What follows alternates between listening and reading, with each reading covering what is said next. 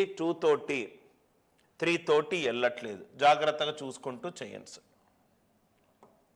So 2 తోటి చేద్దాం.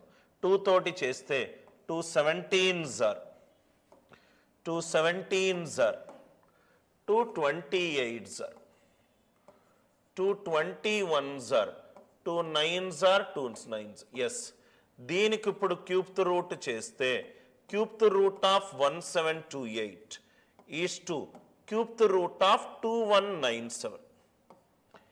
ఇదేమో 12, ఇదేమో 13.